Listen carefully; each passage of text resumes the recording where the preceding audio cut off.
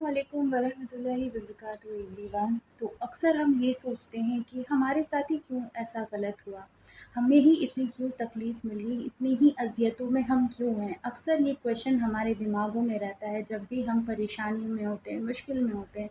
But उस वक़्त जो होता है वो वक़्त अल्लाह सुब्हाना ताला की हम हिकमतों से हम बहुत ही दूर होते हैं। हम ये नहीं जानते हैं कि अल्लाह सुब्हाना ताला ने हमें जिस आज़माइशों में डाला है, जिस तकलीफ़ों से अल्लाह हमें गुज़ार रहे हैं, वो सिर्फ़ और सिर्फ़ अल्लाह सुब्हाना ताला हमें अपने करीब करने के लिए किया है।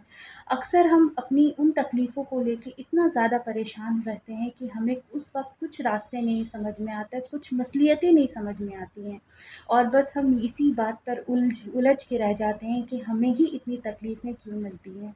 तो जब भी लाइफ में अगर ऐसी कोई सिचुएशन आए कि जब आपको लगे कि आपके साथ गलत हो रहा है और आप बहुत ज़्यादा परेशान हैं, तो उस वक़्त आप ये समझ लें कि अल्लाह सुब्हाना ताला ने आपको चुन लिया है। अल्लाह सुब्हाना ताला आपको अपने करीब करना चाहते हैं।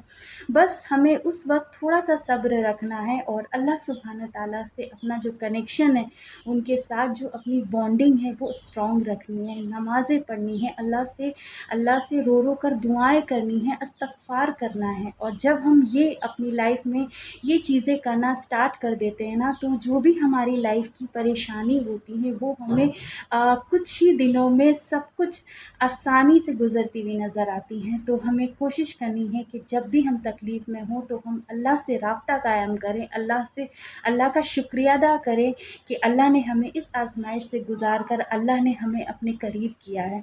तो कभी भी कभी भी आज़माइशों से घबराएँ नहीं और आज़माइशें जो होती हैं वो अल्लाह की दी हुई हमें एक बहुत ही छोटी-सी नेमत होती है जिसमें हमें सब्र करना है और अल्लाह पर यकीन रखकर उस आज़माइशों पे खरा उतरना है। जज़ाकल्लाह।